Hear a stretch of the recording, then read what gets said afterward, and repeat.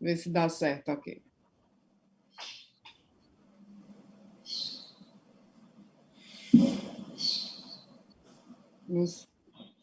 O compartilhamento de tela.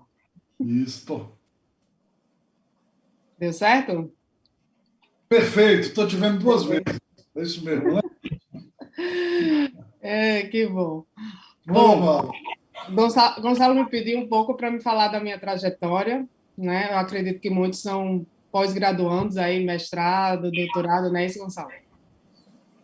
Então, eu fiz química na UFPB, lá na Paraíba, e fui orientado pelo professor Gouveia, eu acho que muitos conheceram, porque ele publicava bastante em biodiesel, né? Então, aí no final da carreira dele, quer dizer, com Nathalie, com o professor Ieda. Então, eu fiz iniciação lá desde que entrei na universidade, desde 98. E aí, me formei, peguei várias greves, né? Não existe mais, graças a Deus, aquelas greves longas de 3, 4 meses. Mas aí me formei e fiz mestrado lá mesmo com o professor Gouveia. Na época, ele ainda trabalhava muito com a parte inorgânica, né? E a gente trabalhava bastante com análise térmica, coisa que eu levo para a vida. Todos os meus trabalhos têm análise térmica. E aí fiz o mestrado. Quando eu terminei o mestrado, eu estava participando de um projeto do CT Infra, eu acho que era, não, CT Petro, que era já uns projetos vinculados à energia. Em 98 eu tinha tido a abertura no mercado na área do petróleo, e aí eu comecei a me interessar por petróleo. Então, comecei a trabalhar na parte de petróleo, e aí surgiu o convite do professor Walter de vir para a UFRN trabalhar no Laboratório de Monitoramento da Qualidade de Combustível e fazer meu doutorado pela UFRN. Como aqui o petróleo é bem mais, né, vamos dizer assim, por ser um estado produtor bem mais efervescente, vim embora, né, para Natal. E aí fiquei 7 anos no monitoramento da qualidade de combustíveis, aprendi bastante. Trabalhando com a ANP diariamente, problemas de fiscalização, controle de qualidade, né, questões de postos, etc. Então, assim, a gente aprende muito diariamente. E aí eu aprendi duas coisas. Uma é que eu só vim em pesquisa e aí tive que dividir meu espaço de tempo entre pesquisa e prestação de serviço, que são dois nichos dentro da universidade que, vamos dizer assim, tem uma diferença. Nem todos os professores fazem prestação de serviço, né, como pesquisa. Então, eu fiquei nesses dois nichos, não deixei a pesquisa, porque eu fazia doutorado e orientava alguns alunos dentro do laboratório, mas tinha, assim, uma responsabilidade grande com a prestação de serviço.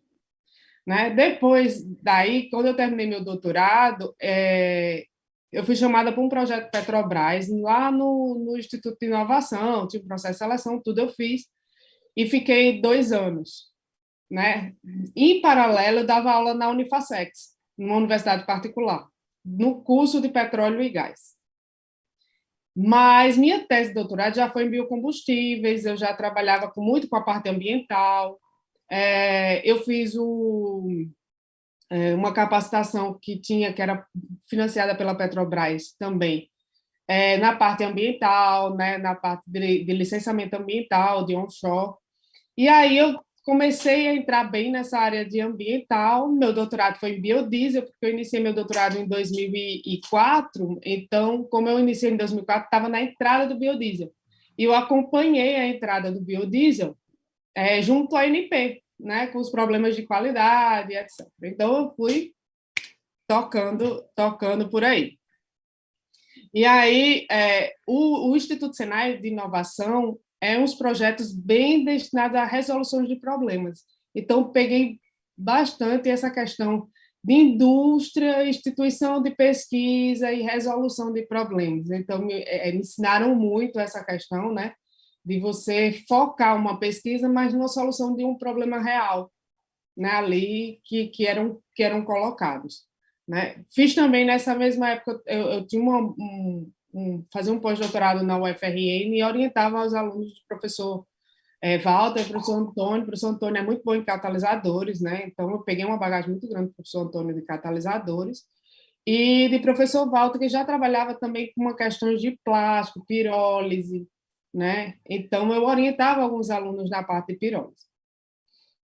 E acabei que, com uma liberdade de ter alunos, né, que o professor Walter e o professor Antônio me deu, de orientar os alunos dele, a gente começou a fazer alguns trabalhos já de pirólise, de óleo, mas com catalisadores, pensando em desoxigenar, em produzir menos ácidos, o que a gente já pensava no diesel verde, mas na época não viu o que havia. Então, a gente já tinha publicação numa vertente de pirólise para a obtenção de hidrocarbonetos, utilizando catalisadores para esses fins.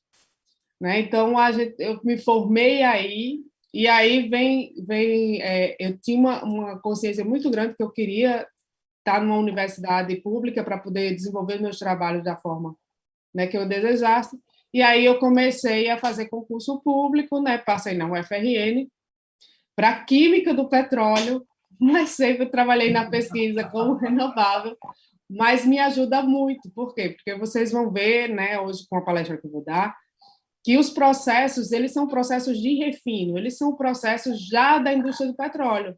Então, vamos dizer assim, eu tinha uma base muito grande desses processos, né, na base do petróleo, mas aí quando você passa para óleo, eu tinha um conhecimento muito grande de óleo, é só juntar as duas coisas e a gente tem os combustíveis avançados. A gente quer algo que produza idêntico ao petróleo, mas que venha de uma origem renovável. Então, eu tinha duas coisas, a gente comecei a trabalhar bastante aí, e minha colega era a professora Nathalie, né, que veio com essa história.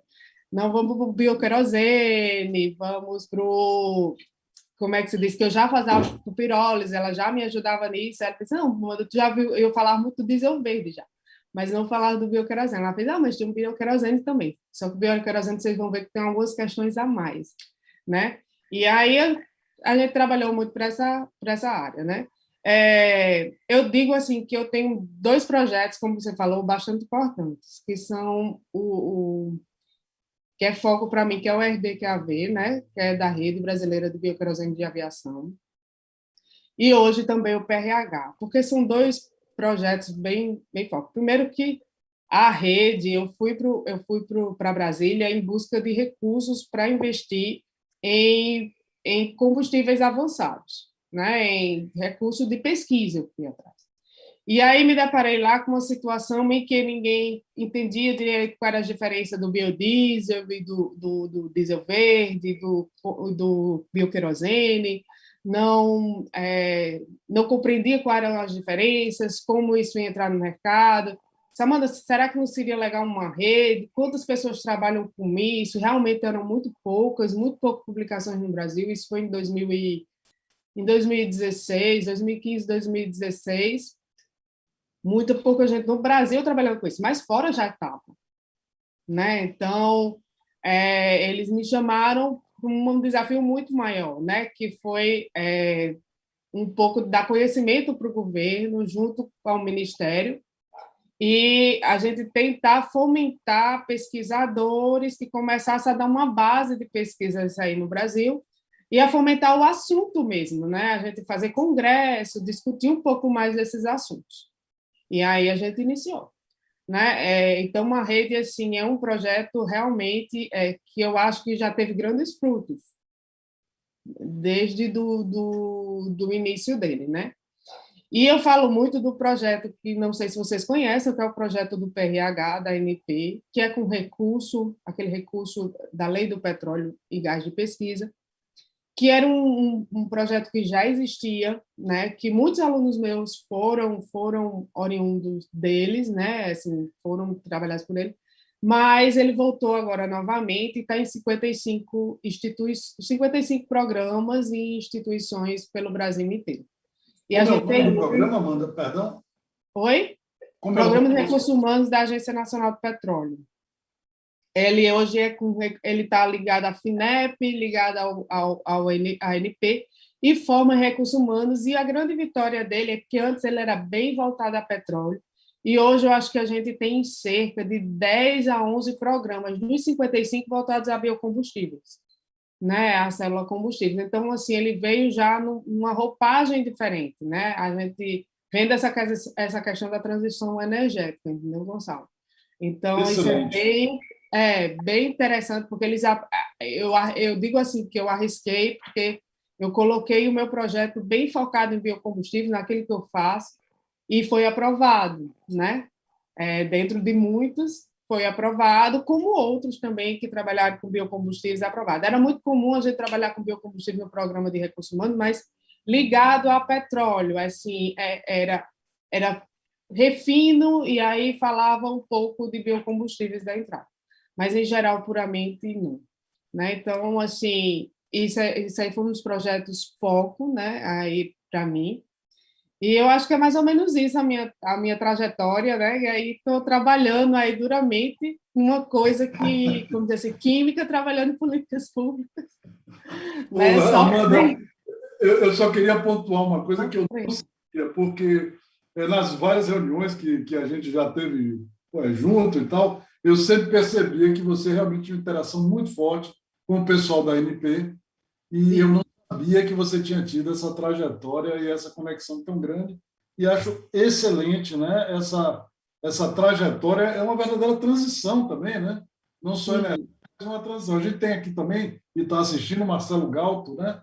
Que é aluno de doutorado, que tem eu diria, uma coisa parecida, também químico e trabalhando aí para entender, né? Essa transição. No fundo é tudo energia, a gente tem que entender como fazer aí esse meio do... Excelente, excelente, Amanda. Manda bala. Exatamente isso. Assim, inclusive, né, por sorte a minha, eu acompanhei a entrada de muitas pessoas que são hoje cruciais, que estão no programa Combustíveis do Futuro, que é o Fábio. Então, eu acompanhei a entrada dele no concurso, entrando no CPT. Eu ficava semanas no CPT, né? Então, eu conheci o Fábio, o Alex, o Pietro, todos da época de monitoramento. Então, realmente, eu tenho uma relação muito, muito forte com a NP, né? Vamos dizer assim, sempre fui muito próxima e teve instituição. Teve até um caso interessante, Gonçalo, que eu fui de uma banca em que estava, não sei se você conheceu o Florival, que era diretor da ANP. Eu acho. Ele era professor da UFPB e chegou a ser diretor da ANP. Não me lembro bem o ano, não vou dizer para não errar. E aí eu fui para uma banca com ele e ele me conhece, assim, eu fazia já projeto com ele desde a iniciação científica, né? Fazia parceria e ele tinha também o programa de monitoramento da qualidade de combustíveis de Pernambuco. Quando eu participei desse programa de monitoramento, a gente trocava muita figurinha, né? Entre o Rio Grande do Norte aqui e Pernambuco, a gente se ajudava. Então, assim, era muito próximo a ele. Ele disse assim: Ah, mano, muito interessante, né? Eu estou numa banca, diretor da NP, e você foi aluna de IC, né? E já está na banca aqui comigo, né? Então, assim, realmente é coisas bem interessantes. Mas eu sempre fui uma aluna meio metida, hein? Para quem é aluna aí, eu sempre fui uma aluna meio metida, desse povo que puxava o povo para conversar nos congressos, não queria saber muito, não. Sempre fui bem assim, mas enfim, né? Vamos lá. Mais alguma coisa, Gonçalo? A gente passa para o tema. Manda bala, manda bala. Excelente. Vamos lá. Então, deixa eu ver que não está funcionando para frente. Deixa eu ver se eu vou interromper aqui. Compartilhar minha tela. Pronto. Deixa eu ver aqui. Está vendo? Deixa eu ver. Ele está no. Ah, está aqui. Aprendi. Vamos lá. Então, vamos lá. Ó. Eu vou falar um pouco hoje do combustíveis avançados. Uma coisa que eu quero chamar a atenção é o trabalho que a gente tem a fazer, né? O que é que a gente tem pela frente, o que é que a gente tem que destrinchar, discutir, trabalhar para a gente ver isso rapidamente no futuro, né? Uma coisa que está acontecendo, que eu percebo, é que antigamente a gente falava de uma coisa, é possível, sim, mas vai demorar muito tempo, é muito caro, não vou cuidar disso agora, porque isso para longe. Essas coisas estão bem mais rápidas. Eu não lembro bem a data, mas tipo assim, para ter televisões na casa de todo mundo foi assim 20, 30 anos. E para ter smartphone, para todo mundo estar com o smartphone na mão foram 8 anos. Né? Então, assim, as coisas estão chegando de uma forma bem mais rápida, né? Então, eu vou tentar, dentro do que a gente vai conversar, eu abrir a oportunidade, ver as oportunidades, esses desafios que a gente tem pela frente, e espero buscar mais pessoas para me ajudar nisso. Eu vou aqui. Bom, o que é que de fato está acontecendo que incentiva tudo isso? Bom, a questão das mudanças climáticas, né? Vem as discussões, vem aí em novembro a COP novamente, né? E sempre discutindo essas questões, o aumento de temperatura no mundo, e etc. Então, essa parte aí é muito forte, internacionalmente a pressão ainda é muito maior. A gente está numa situação, quanto a combustíveis, muito confortável, né? A gente tem quase 50% da matriz energética, por causa do álcool e do biodiesel aí, tem que dar os créditos, né? Ao álcool e ao biodiesel, a gente está em quase 50% de renováveis. Quando fala de energia elétrica, a gente tem ainda muito as hidroelétricas, né? Então, que ajuda também a gente na parte de energia. E então a gente está num ambiente favorável, mas a gente pode ser muito mais. Porque assim, a gente está bem, porque a gente buscar mais? Não. A gente pode, inclusive, exportar esse tipo de produto que o mundo demanda, né? E o que é que a gente tem a mais que eles não têm? Eles têm realmente, eles desenvolveram tecnologias mais na frente do que a gente. Ah, por falta de capacidade da gente? Não. É porque os incentivos lá são muito maiores. Né? Em 2009, os Estados Unidos e a Europa investiu bilhões em tecnologias de combustíveis avançados. Né? O investimento é muito diferente. Eu falando de uma tecnologia do ATJ, com o pessoal que desenvolveu essa tecnologia, tem essa patente e vende, que é a Biod, uma empresa americana, eles disseram que a gente gastou 10 anos de pesquisa em estudos em universidades nos Estados Unidos para ter a tecnologia fechada, né? Ajustadazinha, quais são os catalisadores, quais são as condições, e entregar a tecnologia pronta, né? E essa tarefa de casa, infelizmente, precisa de recursos e a gente não faz bem direitinho dessa forma, né? E aí a gente acaba em detrimento de buscar tecnologias ou comprar tecnologias que foram realizadas fora. Aí tem uma outra questão. Nem sempre se enquadra muito bem para a gente, porque eles trabalham com outros tipos de biomassa, com características diferentes. Foi o que aconteceu no biodiesel, né? E o que pode vir a acontecer com os combustíveis avançados, né? Os combustíveis avançados vocês vão ver quando eu apresentarem, que dá a possibilidade de utilização de inúmeras biomassas, e isso é uma oportunidade, mas também é um desafio. É uma oportunidade porque a gente pode aproveitar inúmeras, né, inúmeras biomassas. Mas é um desafio por quê? Porque a gente vai o desafio é a qualidade daquele produto, é aquele processo, é aquele catalisador. Ah, mudou um pouquinho a biomassa, vai mudar o catalisador, envenenar mais, envenenar menos, rende mais, rendimento, qualidade melhor, qualidade pior. Então, todos esses desafios estão aí na mesa, né? A gente tem aí um interesse enorme em buscar novas fontes de matérias-primas, que não concorra com alimento, que tem um baixo custo e que tem um residual. Quando a gente vai trabalhar com biomassa para energias, a gente tem que pensar no volume muito grande de biomassa, que isso é um problema da Europa, não é nosso, mas é um problema da Europa, né? Eles têm tecnologia, têm vornado, mas eles não têm volume de biomassa. A Suíça tem uma tecnologia de obtenção de combustíveis, né, por pirólise e de resíduos sólidos, gaseificação e fichotrópico, e dizem que eles compram lixo de outros países, para você ter uma ideia. Então, eles não têm muito volume. Isso aqui a gente tem volume demais, né? Para a gente ser grande, a gente tem bastante volume muito grande de biomassa e uma capacidade muito grande de ter muito mais, certo? Aumento de demanda de combustíveis de alta densidade energética e líquidos continua aumentando, tá? Todo mundo fala, tampão elétrico, célula combustíveis, tudo, está desenvolvendo, mas precisa do quê? De investimento em infraestrutura, certo? E o investimento de infraestrutura é muito alto. Então, a curto prazo, assim, não é fácil, né? Outra coisa que fala, tá, é elétrico, beleza, tá no pulo aí na tomada, da onde é esse elétrico? A gente também é favorável, a gente tem hidroelétrica, a gente tem eólica, tem solar, que esse ciclo, né, do carbono fica legal, mas depende da região. A gente hoje está a bandeira vermelha, né? A gente está apagando, a gente está ligando as termoelétricas, certo? No caso, por exemplo, do Rio Grande do Norte especificamente, a gente vai ter aí já 70% de eólica e 20% de solar. Então, a gente já está aí com 90%. Aí, vamos lá, uma tecnologia realmente que precise de energia elétrica, quais são elas? O carro elétrico, né?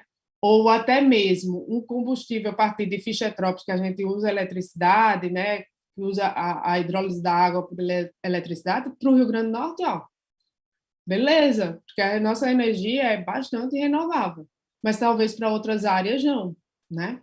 E um outro erro que a gente comete é que o tamanho do país da gente é continental, e a gente trata ele como um todo, né? Como muito, né? Eu acho que até esqueci de lá colocar, eu ia botar um mapazinho do fluxo de combustíveis. A gente produz combustíveis ali no Centro-Oeste, o biocombustível no Centro-Oeste, né? Álcool e biodiesel, e manda para o Brasil todo.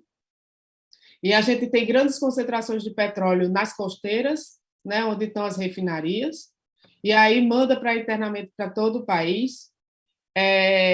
Então, a gente tem álcool em alguns cantos, biodiesel em outros, e aí a gente pega um mandatório, pega uma obrigatoriedade de botar 27% de álcool em todo o país. Aí a gente pega álcool aí de São Paulo e leva lá para o Pará.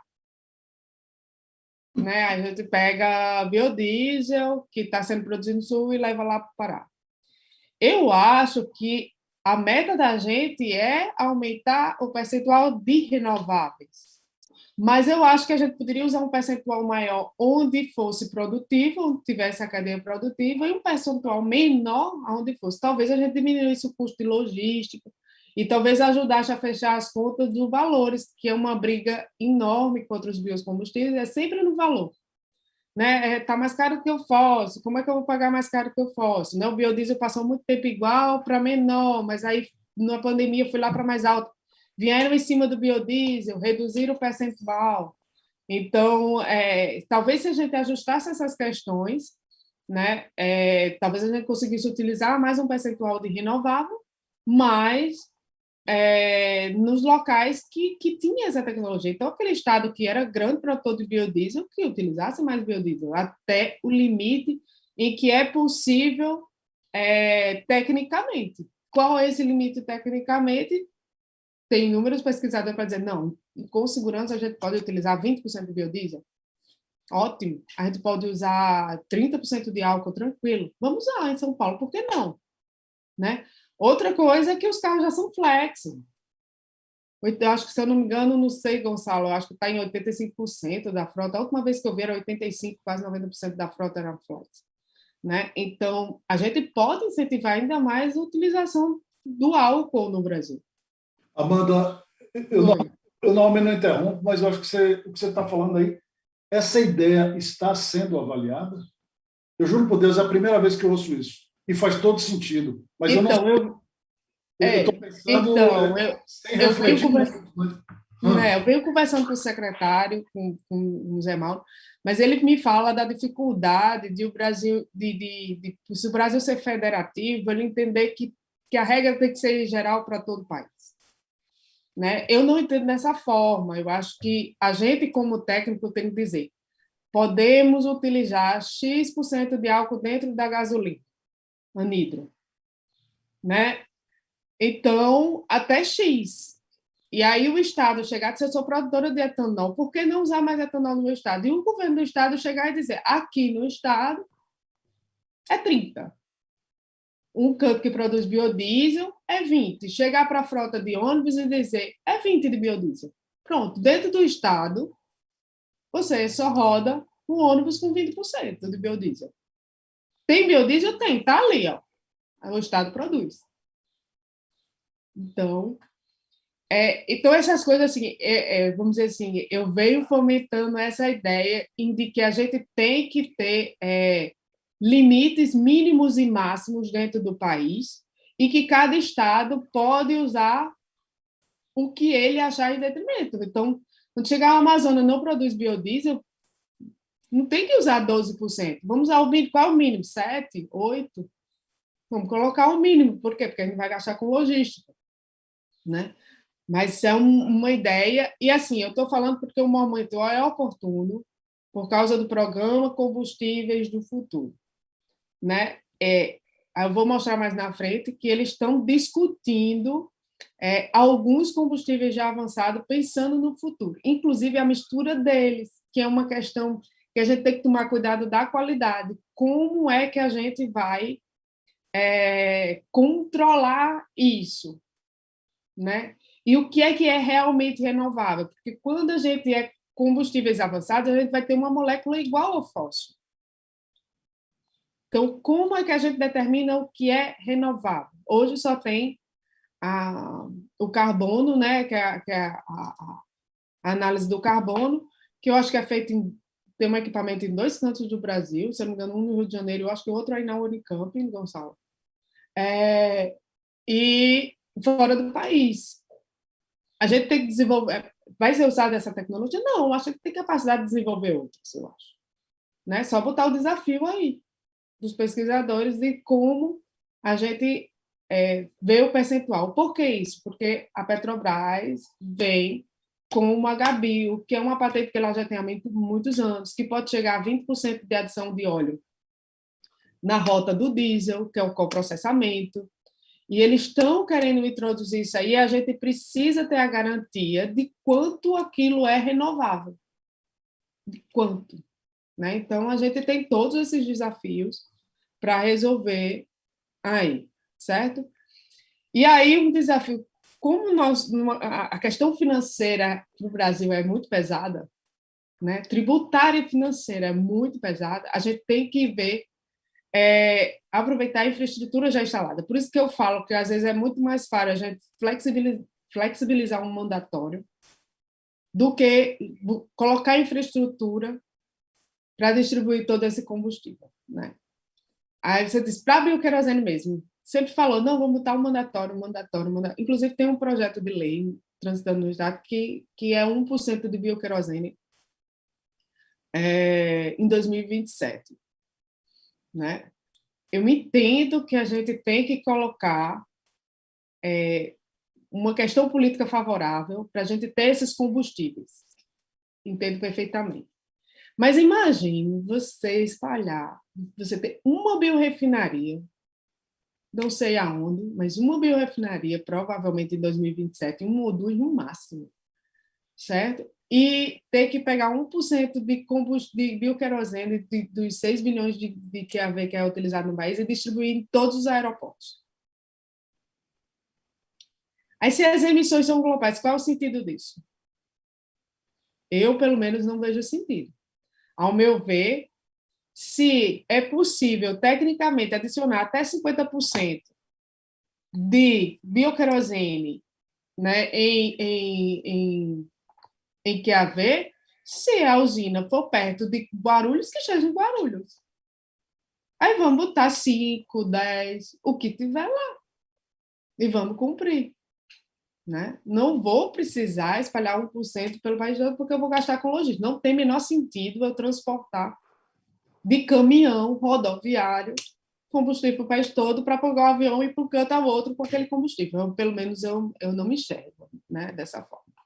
Eu acho que a gente tem que procurar outros caminhos de ter essa questão favorável no país, né? De fazer um ambiente favorável, mas sem aumentar custo ou inviabilizar, né, essas questões. Tá? Então, vamos aqui adiante. E sempre voltando. Motivações para investimento em combustíveis avançados. O que é que a gente tem aí? Descarbonização do setor do transporte, né? Isso é uma pressão constante. Principalmente quando a gente pensa em combustíveis avançados, ele tem uma emissão de particulado bem baixa, apesar dele ter uma química bem semelhante ao fósforo, mas ele tem uma emissão de particulado bem baixa. Então, a gente fala de emissões globais, verdade, mas tem uma questão de microclima, né? Então, cidades com populações muito altas, como é São Paulo, Belo Horizonte, eu acho assim, que deve ser incentivado o uso de biocombustíveis maior, do etanol, né, para poder melhorar o microclima daquela cidade. Eu acho que tem que ter esse cuidado. Como foi feito, não sei se você lembra, Gonçalo, da redução do enxofre. Eu acompanhei pelo programa de monitoramento da qualidade do combustível a redução do enxofre do diesel. E o que é que aconteceu? A Petrobras, a princípio, disse: vou ter que botar hidrodesulfurização em uma série de refinarias. Tem que me dar um tempo para isso. Tá, você consegue onde? Consegue fazer um volume X com enxofre reduzido. Então, vamos colocar primeiro esses daí em cidades mais populosas. Em São Paulo, em Rio, Belo Horizonte, Fortaleza. E assim foi feito. Então, da mesma forma, se vamos aumentar, e pensa assim em aumentar, né? Esse percentual de biocombustíveis, vamos aumentar nas cidades mais populosas e melhorar o microclima, né? A questão desse microclima. Então, esses acordos internacionais, muito grande a pressão, e a gente tem que pensar não só na produção, a gente sempre briga, o biodiesel, isso aí é bem forte, eles brigam pelo mercado interno. Tem o mercado externo todo, por que não trabalhar esse mercado externo? Né? A gente pode produzir internamente e eu acredito que a gente possa exportar. Como se exportou muito álcool, né, Gonçalo? Os Estados Unidos é que ganhou um galope grande aí com milho e avançou de uma forma realmente estrondosa. Passou, a gente era primeiro, né? Ficou em segundo. O milho deu um ganho aí, mas os Estados Unidos vai lá, bota dinheiro, bota programa, bota incentivo, e o negócio roda de um jeito assim impressionante. A mesma coisa ele está fazendo com o combustível avançado. Eles dão $1 por barril de diesel verde. Né? Então, eles estão a galope, principalmente a Califórnia, né? Principalmente a Califórnia, porque lá também é uma questão estadual. Então, eles trabalham os estados, né? Então, eles conseguem trabalhar individualmente. Então, a Califórnia espera, em 2045, não usar nada de fóssil em transporte. E eles estão avançando nisso. Outros estados vão copiar, mas talvez não cheguem nesse nível, né? E se a gente fizesse isso no Brasil, talvez em alguns estados a gente já tivesse mais avançado. Tá? Aproveitar a infraestrutura existente, porque isso é uma questão realmente nem brasileira, não tem muito dinheiro para investimento em infraestrutura, e a gente aumentar a segurança energética. Então, eu me lembro que quando começou a eólica, solar, essas pá, cai, a manutenção, né? É muito caro. Só quem faz a empresa de fora, as placas, né? Hoje a China faz as placas de solar, tá solar bombando aqui, as casas todas botando solar, né? Então, isso daí, como é que se diz? A gente precisa investir em tecnologia, desenvolvê-las, depois usar essas tecnologias para barateá-las e dar ela disponível. Aí cabe aí, cada região vai usar conforme, né? Ela tem, vamos dizer assim, aquela mesma. A gente aqui tem muito sol, realmente, e é muito vento. Então, tem que ser realmente solar e eólica, certo? Então, aqui, por exemplo, para combustíveis avançados, fichotrópico seria excelente, porque a gente seria biomassa, né, lignocelulose, eucalipto, resíduos sólidos urbanos, gaseificava isso, e por eletrólise da água produzia hidrogênio, a eletrólise, a energia daqui é solar ou é eólica, e a gente produziria combustíveis, né, do tamanho, produzia diesel verde, bio-QAV, tudo que a gente precisaria, né, aqui dentro. E diversificação dessa energia. Então, a gente precisa realmente pensar em investir, em colocar essa tecnologia disponível, depois a gente vê uma coisa que precisa ser estudada, que região beneficia cada tecnologia dessa, e cada biomassa. Tá? Bom, dentro do setor de transporte geral, dois são muito fortes. Por que são muito fortes? Porque a eletrificação está mais longe. Tá? tá? Um pouco mais longe, né? Que são a questão de avião e navio. Avião de grande porte e navio de grande porte. No tributado já tem elétrico, mas estou falando de grande porte, porque ele precisa de um volume de energia muito grande, né? Então, é muito difícil. E ele cai, né? O avião é fogo. Então, já começou a faltar energia? Não tem condições, né? Então, assim, realmente, a gente precisa ter um cuidado maior e por isso as questões de qualidade do bioQAV são bem mais justas do que do diesel verde. Por isso que a gente vê no mundo muitas plantas de biorefinaria fazendo primeiro o diesel verde e só depois do QAV, né? Eu vou explicar isso daí também por quê. Mas o diesel verde é extremamente importante para um bioquerosene. Ninguém vai fazer, pelo volume, lógico, esse volume está aumentando, mas ninguém vai fazer uma biorefinaria num investimento que é de um volume que é só para fazer bioquerosene. Ela vai fazer diesel verde, ela vai fazer bioquerosene. A graxa mais pesada, ela pode vender como bunker, ela faz propano, que pode gerar GLP, né? E ela pode falar de uma nafta leve. Por que não se fala muito dos leves ainda, né? Da nafta e do propano? Porque, em geral, esses gases dentro dessas biorefinarias, a gente utiliza uma reforma catalítica e produz hidrogênio dela. Então, esses leves, que são em torno de 4%, 5%, a gente já transforma em hidrogênio e alimenta a própria refinaria. Que é a primeira questão também, quando eu comecei a trabalhar. E o hidrogênio vem da onde? O hidrogênio vem da onde? Da eletrólise, da onde vem, né?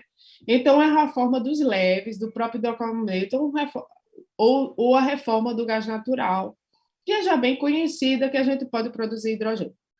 Só que é muito mais fácil produzir dos leves, tanto por uma questão, porque é um hidrogênio verde, tá? É um hidrogênio renovável e não é um hidrogênio vindo do gás natural, né? A mesma coisa para navio. As emissões de avião são 2%, tem gente que fala que os impactos são maiores, questões de altitudes e etc., né? A pesquisa que diz que os impactos são maiores. E de navio, 3%. Navio cresce. Logística de navio só cresce no mundo, né? É muito, muito forte mesmo.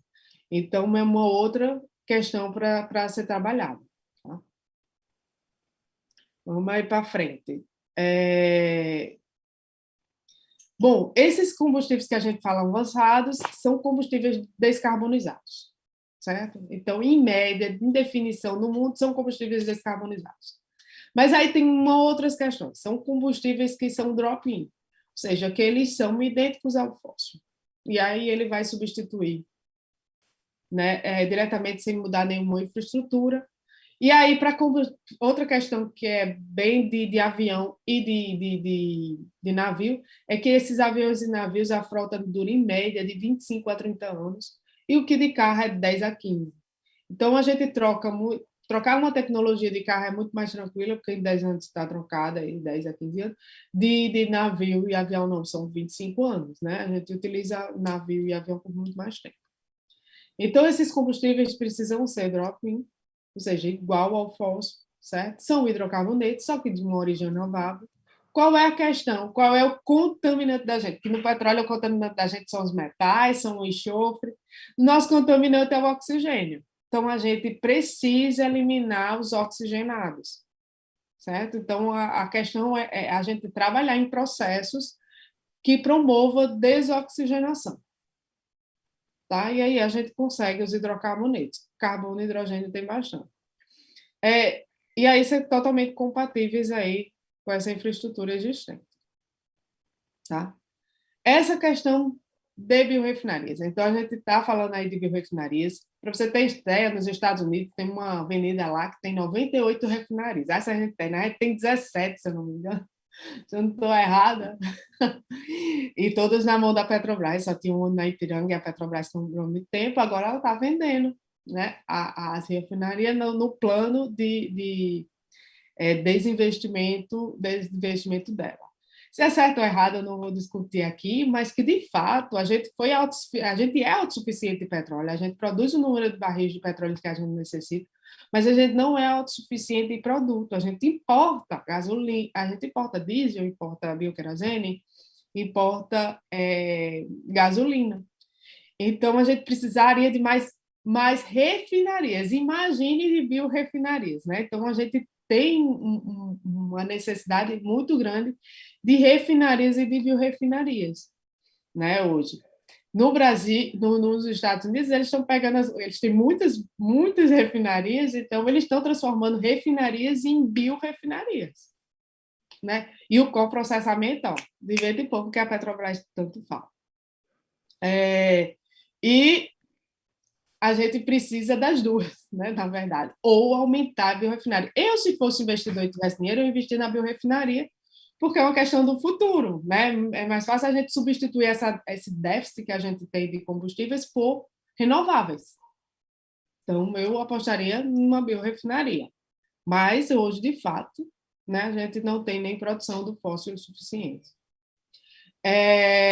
Biorefinarias, a ideia é que a gente processa a biomassa como um todo. Isso aí, o álcool, né, é assim, fantástico, né? O álcool, ele conseguiu fazer... Aqui no Nordeste se faz muito açúcar. Então, a gente faz o açúcar, faz o etanol do melaço, do pobre, aproveita e faz o etanol. Então, geralmente, a gente tem usinas com destilarias, né? A gente queima a palha para geração de energia da própria usina, às vezes até de uma região maior. Mas o bagaço também já serviria para a produção do etanol 2G. Né? Então, assim, a gente tem como aproveitar a biomassa da cana-de-açúcar como total, de açúcares de modo geral, porque as usinas já estão flex aí, né? O milho está aí, já estão utilizando, já tem gente com tecnologia flex fazendo a hidrólise antes da fermentação e etc., e aproveitando isso tudo. Então, assim, o álcool é um grande exemplo, são biorefinarias que a gente tem, não tem de ser. A gente só não dá o nome a ela de biorefinarias porque a gente, vamos dizer, por definição, refinarias são, vamos dizer, são processos mais complexos, né? Mas, para mim, o etanol é uma biorefinaria, né? Principalmente aquelas que trabalham com etanol 2G, que precisam ser mais incentivadas no Brasil, acredito. Né? A gente só tem, eu acho que só raízes, né? Não sei o que o Gonçalo está fazendo. Não sei, é mais de etanol. Granbio em Alagoas. Granbio, só. Granbio em Alagoas e Raiz aqui, que já e vai a lançar. raízes, né?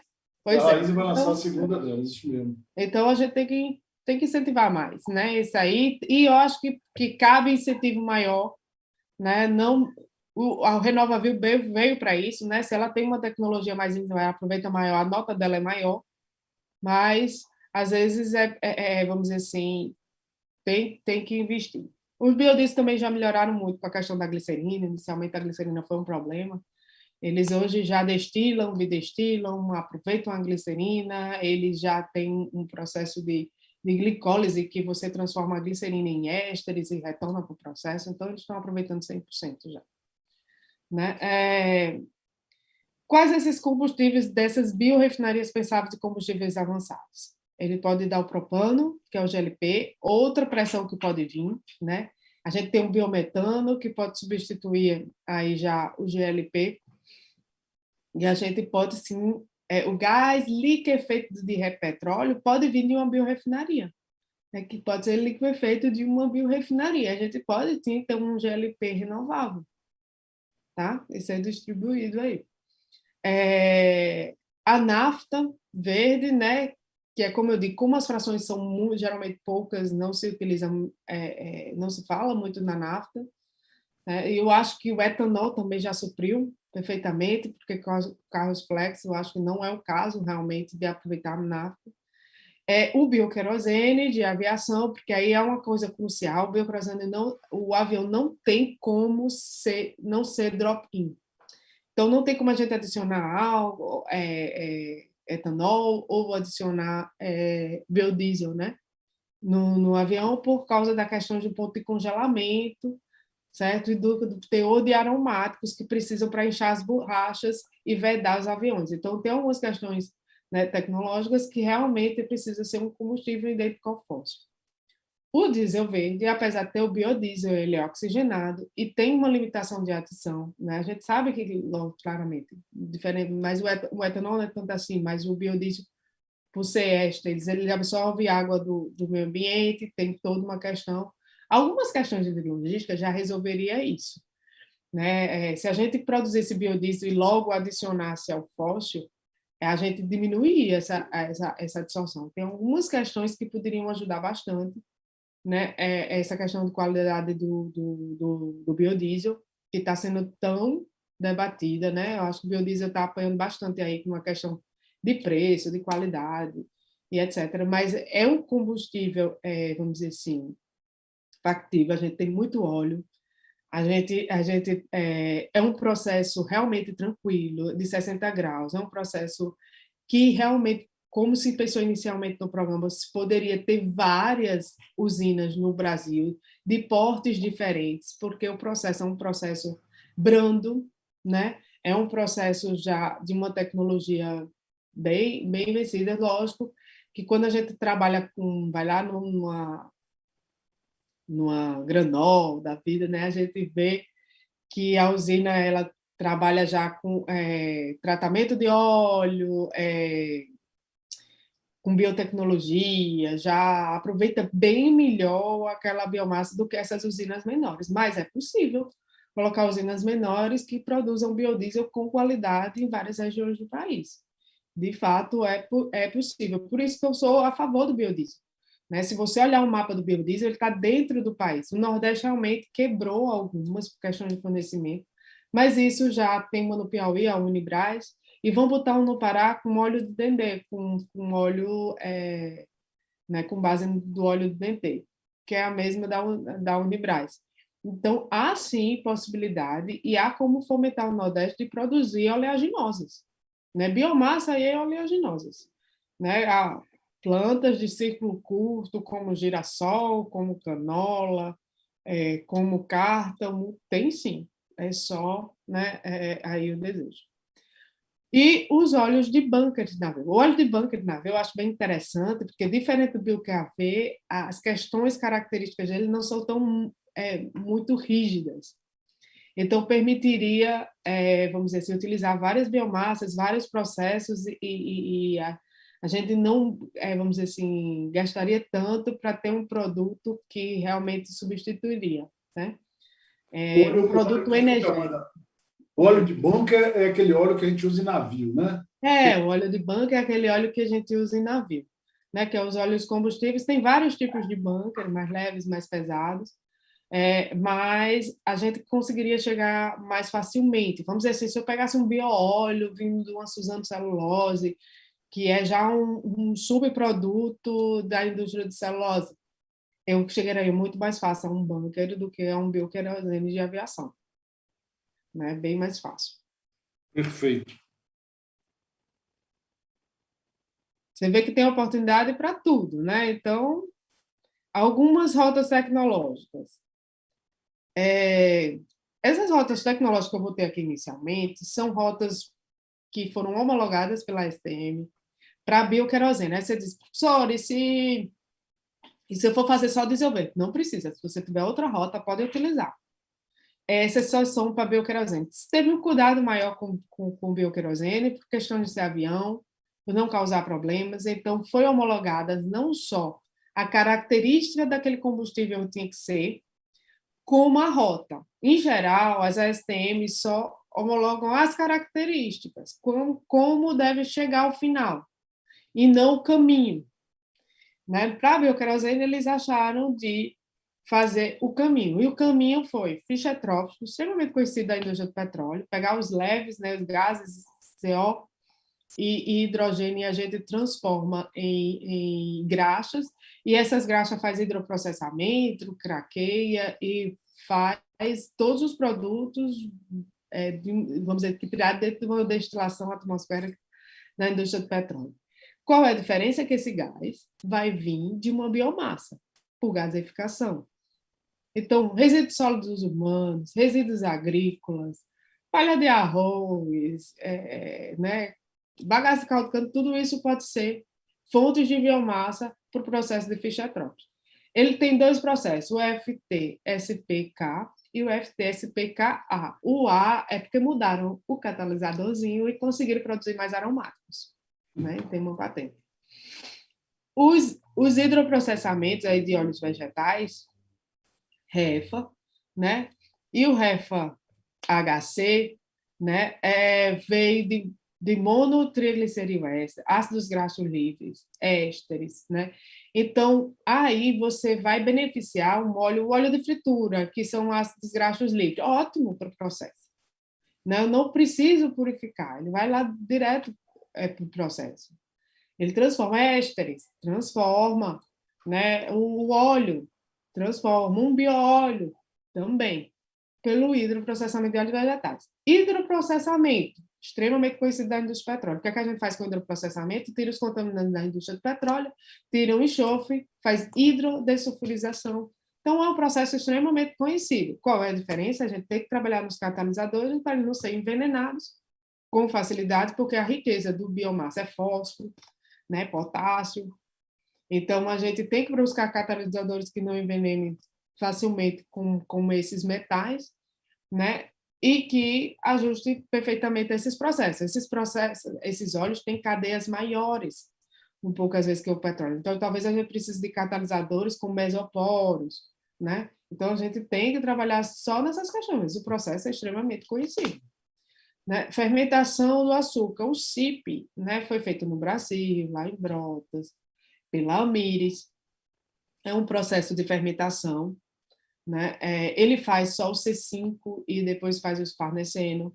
Ele faz só o C15 e por isso só pode ser adicionado 10%, porque ele só faz um hidrocarboneto e não a faixa de hidrocarbonetos, e por isso ele é, né, fechado ali. A Amires resolveu investir em química fina, o valor ficou muito alto quando fez o curso, não prosseguiu com essa rota, mas ela foi homologada. O álcool to jet, eu acho bem interessante no Brasil, porque é uma outra possibilidade para o álcool, né? A gente transforma álcool, isobutanol e etanol em hidrocarboneto. A gente vai desidratar esse álcool, vai ter um etanol, vai ter o eteno, e a gente vai juntar essas moléculas de eteno, né, no oligomerização e vai obter um hidrocarboneto do tamanho que a gente quiser.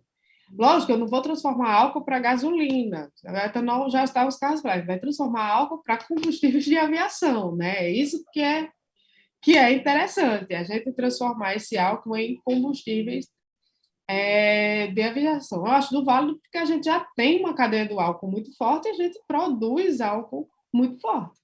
Então, é uma rota que eu acredito que seja viável. Já conversei com a Única sobre isso, Gonçalo.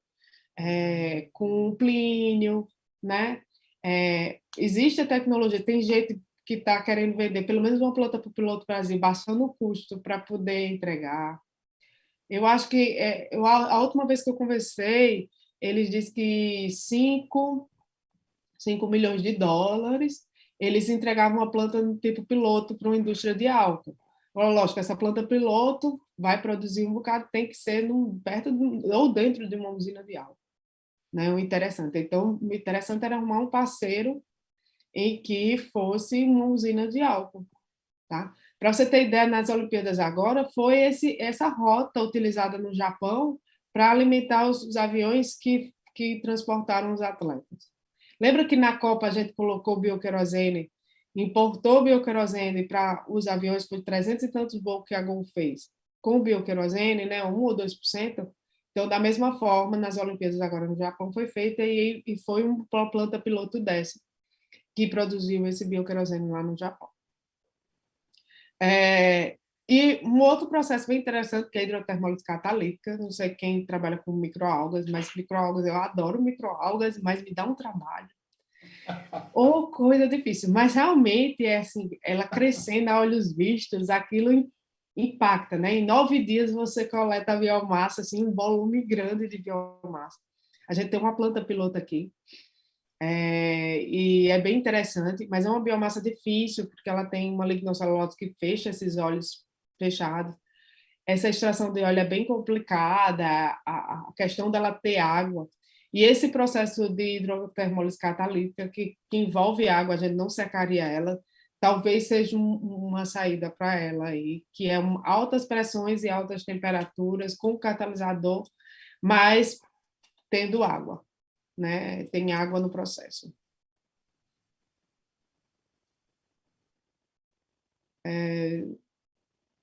Vamos aí para frente.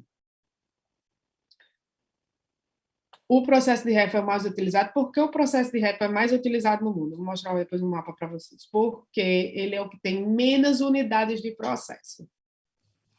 Ele parte do produto com menos unidades. Então, ele vai ter só o hidrotratamento, o upgrade, que é uma isomerização ou um hidrotratamento, e a destilação.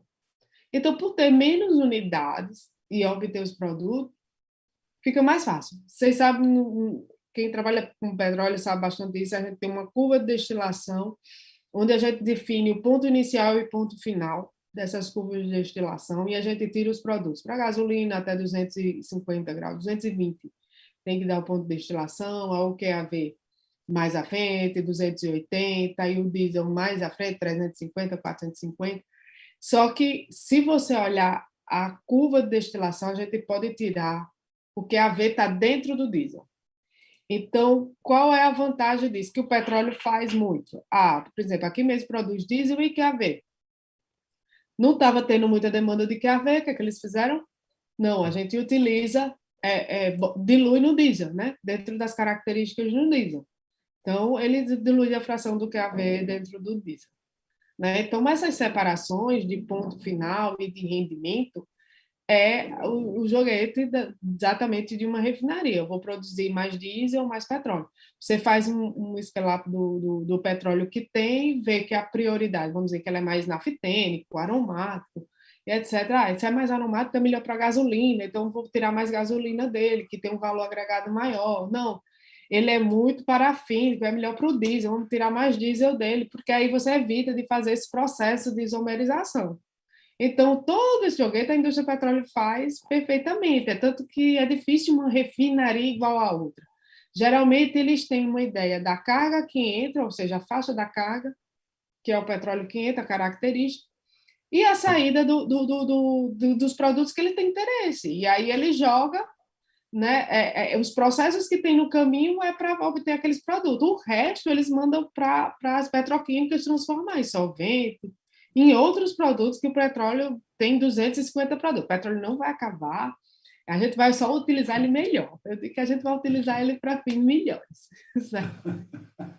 A gente tem mais outros fins para utilizar para ele. Amanda, deixa uma rápida... Pessoal, normalmente a gente terminaria agora, a gente vai dar mais 10 minutos. Pô, tá bom demais, Amanda. Pô, tô aprendendo pra caramba. Vamos... Pronto, vamos lá, ver se posso ter um pouco de paciência. Não, tá excelente. Isso, o álcool to jet, né, que eu acho que você devia pegar forte e sair, você tem muito contato com a indústria, e você conseguir precisar de ajuda de uma empresa para você, a gente faz esse trabalho, Donato, porque às vezes é preciso ter um piloto para a gente ver que funciona, né? Impressionante como o piloto dá um start na história. Amanda, eu estou exatamente nesse ponto, totalmente com você. Inclusive, o Pedro, semana passada, esteve aqui, a gente chegou a tratar do assunto. Se a gente tiver uma empresa no Brasil começando a fazer isso, não vai ter fim, porque a valorização do etanol até o paga, só tem que alguém começar. Alguém começar. E as empresas, essa empresa está muito interessada no Brasil. Ele sabe que colocar uma piloto chama outras a interessar, né? Os processos também são processos que são conhecidos. Se você for para a literatura, desidratação do álcool, tem vários canais, várias formas, ácido e etc., desidratar o álcool. Oligomerização, né? Tem até a Cátia Guzmão lá do Rio Grande do Sul, só trabalha com oligomerização. Ele trabalhava para outros fins, ela estudava o processo de oligomerização. Mas é interessante, para você ter ideia, o processo de oligomerização, a gente pode produzir até graxa, até óleo bunker, né? É só uma questão de condições desse processo. E aí a gente vai fazer o upgrade, que é a isomerização ou hidrotratamento, para ajustar aquele produto às características finais. Petróleo era muito assim, você sabe, você pode fazer gasolina formulada. Então, gasolina formulada é o quê? Você misturar um monte de solvente para chegar nas características da gasolina. Então, essa é da mesma forma, você vai fazer os processos para chegar às características do bioquerosene, né? percentual de isomerização, o ponto de congelamento que ela tem, a estabilidade térmica que ela precisa no JFTOF, a viscosidade, a densidade dentro do que ela se enquadra. Tá? Olha aí o mapa do mundo, onde já tem, então a gente não está falando nada, não tem no Brasil, mas a gente não está falando nada que não exista, né? Tá, e se você observar com calma depois, você vai ver que a maioria é refa, por aquela questão que eu falei, que é muito mais tranquila de fazer o refa, porque não tem uma isomerização e as condições são maiores. Então, você vai ver mais Estados Unidos e norte da Europa, eles investiram bilhões em pesquisa em 2009 nesses produtos, e isso é o resultado. Né? Várias. E cada vez mais... disseram que nos Estados Unidos iam pegar 45 refinarias e transformar em biorefinarias. Então, está um crescente... Amanda, a TJ aí tem a TJ aí dentro desses? Tem lá nos Estados Unidos. Tem. Não sei se está nesse mapa, peraí, viu? Foi pro... A TJ Diamond, não, Refa. Aqui, ó. Solenas, Jet, não, é Fischer-Tropsch. Não tá, mas ele está na Califórnia, eu mando para você. Eu quero, por favor. Certo? Eu te mandar os dados, eu peço a ele os dados. Vamos trabalhar nisso, Donato, a gente consegue. Vamos trabalhar nisso. Você tem muita influência na indústria do álcool. Talvez você consiga trabalhar isso aí bem. Aí. Em São Paulo tem muitas indústrias maiores do mundo, né? Primeira e segunda maior do mundo. Então, resoluções da ANP. Você diz, professora, vixe, voltou tudo? Não, voltou. Resoluções da ANP. Podemos vender QAV já e podemos vender diesel verde. Essa do diesel verde, eu briguei demais. Eu conversei lá com o casal, vamos botar diesel verde. Ele depois disse, Amanda, eu nunca pensei que ia dar tanta falação a esse diesel verde. Eu digo, eu sabia, eu não disse a tu para não assustar. Porque como já tem um substituto renovável, que é o biodiesel do ciclo de Otto, o diesel verde ser um terceiro. E aí vem as questões de qual percentual de mistura de cada um deles, a questão de reserva de mercado, né? O pessoal está entendendo que esses percentuais de mandatório não é incentivo à energia renovável, é reserva de mercado, porque pode ter um outro. Como era só um, não era reserva de mercado, era iniciativa mas como tem mais de um outro, e ele dizer que de biodiesel está afirmado 15%, aí eles entendem como reserva de mercado, que poderia ser um outro, entendeu? Então, essa questão assim está dando uma dor de cabeça grande, tem muita coisa para ser discutida, e aí é o que eu acho que esses percentuais de diesel devem ser incentivados, porque o diesel verde ele pode substituir 100% de petróleo, ele pode botar 15% de biodiesel e substituir 100%. Né? Então, eu acho que ele tem que ser incentivado, mas não, a gente não pode botar um percentual específico. A gente deve dizer que a partir de tal, o interessante é que tenha, né, diesel verde, tem que arrumar alguma forma aí, porque é que eu estou dizendo, uma biorefinaria não é uma questão como do biodiesel que a gente pode espalhar no Brasil todo. Geralmente, ela se paga também por escala. Isso. Né? E aí provavelmente, a gente só tem 17 refinarias de petróleo, né? Então, assim, pensar em ter 40, como a gente hoje tem 50 usinas de biodiesel, Gonçalo. E a gente tem uma infinidade de álcool, né? Eu acho que estava em 300 e pouco quando eu vi a última vez. Quase 350, 350. Então, isso daí não vai acontecer com uma biorefinaria. Então, para que a gente vai espalhar 1%, 2% de diesel verde no país inteiro? Né? Não vejo sentido nisso, de forma nenhuma. Né? Mas aí isso é discussão realmente de políticas públicas. Eu fico só plantando as sementinhas.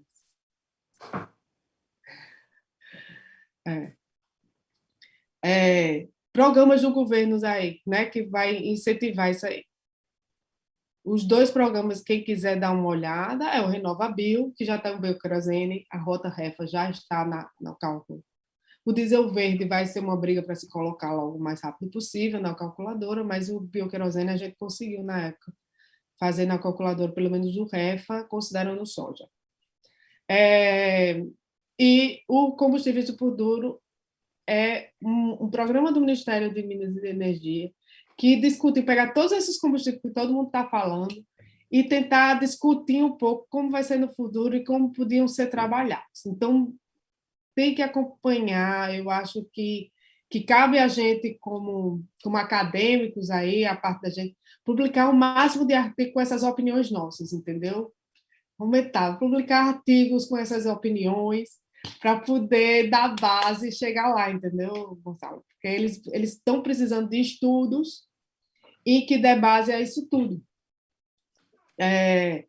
Esse programa tem como princípio garantir o preço, qualidade e oferta de produtos, garantir o suprimento em todo o território. Essa é uma questão, né, que a ANP diz, todo o território, mas eu acho que a gente tem que garantir suprimentos, mas a gente tem que garantir o mesmo percentual no país todo. A gente tem que garantir que a gasolina chega lá, né, no Amazonas, dentro de um barco, etc. Mas não precisa que essa gasolina tenha 30% de álcool, entendeu? De etanol, ou que seja etanol, né? Mas que o que está mais próximo. Tem que ver o que é que logisticamente estaria mais próximo. Eu acho que esses estudos valem a pena ser feitos. Proteção do meio ambiente e promoção de conservação de energia, eficiência econômica e promoção de concorrência. Estão batendo muito forte nisso. Eles acham que os mandatórios são você guardar mercado. Eles querem livre concorrência. Então, para ter livre concorrência com energias renováveis ficar um pouco mais cara no momento, né, a gente teria que incentivar em detrimento de tributário, questões tributárias. Né? E o Brasil também não está a fim de liberar nada tributário nesse momento. Então, a forma de incentivar é o mandatório, de um percentual X. Só que aí tem que ser decidido, né? Isso aí. Então, não botar mandatório e também não dá nem incentivo fiscal, realmente ela fica mais cara, o mercado regula pelo preço. Não tem como, né? A não ser que a gente tivesse uma educação muito forte ambiental e que dissesse, não, eu boto etanol porque, né, ao humor, mas não é o caso aí. Talvez os meus filhos já vai, porque é muito forte, eu não posso nem passar no sinal vermelho. Se eu passar no sinal vermelho, mamãe, ó, passando no sinal vermelho. Então, talvez, né, esse pessoal vai dizer que absurdo usar gasolina, né? Não usar etanol. Então, talvez esses sejam, não, como você vai abaixo, não pode. Então, talvez seja essa outra geração, e não a nossa. Né? E aí, facilitar nessa questão da transição energética mesmo. Eu digo que o petróleo não vai acabar, a gente está passando por uma transição energética, não se acabou, não se saiu da era da pedra por falta de pedra, não vai sair da era do petróleo por falta de petróleo. Né? A gente vai passar a transição, o petróleo tem 200 e tantos produtos, hoje realmente 90% é usado para fins energéticos e 10% para fins não energéticos. Mas ele tem milhares de outros produtos para serem feitos. Quais são as tecnologias que estão em discussão e que a gente deveria publicar muitos artigos com opiniões dentro? Célula combustíveis, etanol de segunda geração, biometano, GLP, GNV, bioquerosene de aviação, vai ter um programa BioQAV para discutir todas as questões de bioquerosene de aviação, por sinal recebi o convite para participar da parte que é da sociedade, né? Indústria, etc. Recebi convite ontem, eu acho. Tecnologia de captura e armazenamento de carbono, que foi o que eu vi na Alemanha, que é o do projeto GEISE, eu acho que você conhece, né? De capturar o CO2 com alguns materiais que é possível dissolver esse CO2 que está no ar e dissolver. Certo? Combustíveis sustentáveis de transporte marítimo já está, né, mapeado aí, e combustível sustentável do ciclo diesel, que aí a gente já vai ter o diesel verde, já vai ter o biodiesel né, e o coprocessamento da Petrobras.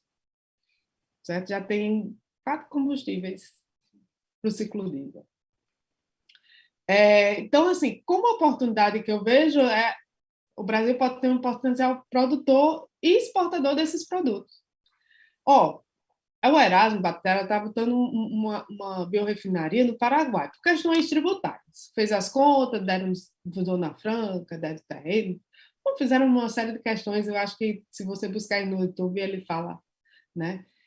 Então, ele fez, apesar de ser brasileiro, ele está investindo no Paraguai numa biorrefinaria. 90, 80% da capacidade dele já está vendida para a Shell e BP para ir para a Europa. Não vai entrar uma gota no Brasil, não vai ficar uma gota no Paraguai. Né? Então, por que a gente fica brigando pelos mercados internos, se incentiva ou não? Se a gente não incentiva para fora também, entendeu? Gonçalo, a gente tem que botar isso tudo para fora, né, também. Eu acho que a gente pode ser um grande exportador de combustíveis avançados, porque o mundo tem um desejo muito grande por esses combustíveis. Diversificação dessa matriz energética e do uso das matérias-primas, ver a questão da regionalidade, o que seria legal para cada um dos lados. Uso de matérias-primas residuais e de baixo custo. Aí o problema de resíduos sólidos urbanos, do gasto com aterro, e etc. Por que não, né, ir por esse caminho? O biogás está aí 100% já não renovável. O biogás, eu acho que o biogás assim, cresceu muito e tende a crescer ainda muito mais. As usinas de álcool também estão investindo, né? A parte da vinhaça, tudo. Fazer biogás e até das palhas, etc. Desenvolvimento tecnológico, a gente tem uma oportunidade enorme de desenvolver inúmeras tecnologias, desenvolver materiais, a gente tem um potencial enorme. De fato, precisa de investimento. Foi liberado o FNDCT, né, o fundo. Então, eu espero que melhore. Está com contingência desde 2003, por isso que a gente notou esse impacto grande aí de CNPq, CAPES, desse contingenciamento desse recurso. Então, ele foi liberado, eu espero que ele comece a fazer efeito novamente. Não é os volumes ainda dos Estados Unidos e da Europa, né, que são bilhões que são investidos, mas faz diferença. Ser protagonista nesses combustíveis aí de baixo carbono, a gente tem esse... E os desafios, essas políticas públicas discutidas de forma responsável, e de incentivo, e aí a gente tem algumas questões do Brasil, que não aumente essa demanda por infraestrutura, que não aumente, que não mexa numa questão tributária. Eles não querem mexer nessa questão tributária. E que a gente não onere.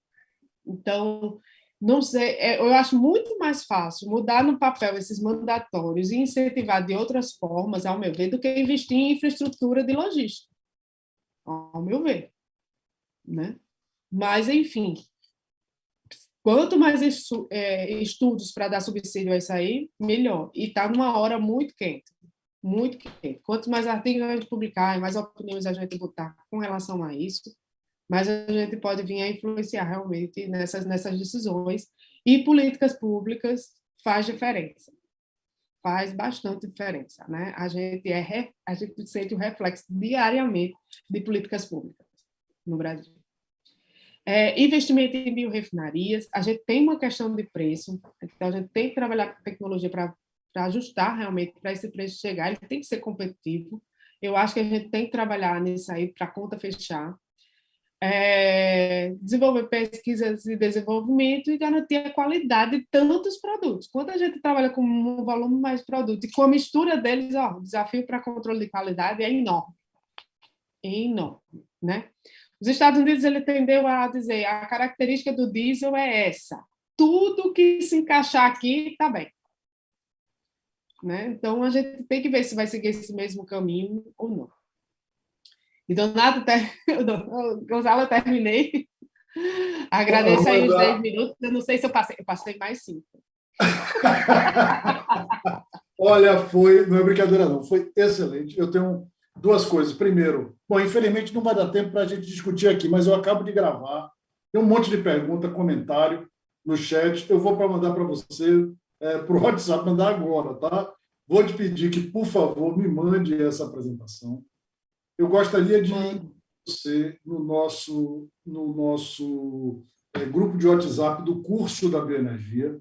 Você é uma pessoa que eu acho que soma muito. Eu quero muito que a gente veja como é que você se torna orientadora de alunos do nosso curso. Acho que isso é muito importante. Eu agradeço, Donato. Não, e é de verdade, eu acho que eu não sei se eu já tinha comentado isso com você no passado, mas agora a gente bota para valer isso aí, e eu acho que esse tema que você trouxe, que a gente tem batido tanto, que a carbonização não é local, a carbonização é global, essa viagem, esse passeio do combustível não tem sentido. Não tem. Agora, é isso, é muito bom você ter essa experiência, né, regulatória para valer, porque é uma coisa a gente dizer, isso não faz sentido nenhum, meu amigo, mas não é assim que funciona. Lei, né? Do É. lex sed lex, a lei é dura, mas ela tem que ser cumprida, e muitas vezes ela é formada, não necessariamente a partir da melhor lógica. Isso que você falou, para mim, é o mais importante. Nós, na academia, temos que publicar. Temos que nos aproximar das empresas, temos que nos aproximar das E tem políticas. muito a contribuir. É, É isso. precisa de muito, Gonçalo, dessas informações. Então, imagina aí um estudo de uma tese, um doutorado que se baseasse de quanto a gente ia economizar em logística, Pois é, né, Amanda, nessas temos, questões. temos diversos temas, vamos mandar bala, vamos trabalhar. Pessoal, Amanda, te agradeço demais, pô, foi sensacional. Me manda, por favor, a apresentação que eu vou distribuir. Já vou te incluir no nosso negócio e lhe mandar o Ah, chat. prazer enorme. Tá legal? Tá Pessoal, bom. eu então agradeço a Amanda, agradeço aí a todos, pô, sensacional. Isso fica no nosso acervo, né? Eu acho que Vamos fazer uma live só de conversa das perguntas, Jonathan. é isso, faça com essa live, por Não favor. a live, aí todo mundo pergunta. Ó, eu vou fazer o seguinte, faça isso, Amanda, manda para a gente que a gente sobe também no, né? No site, no canal do programa. Pessoal, Pronto, que aí a gente vai. Amanda, um abração aí a todo mundo.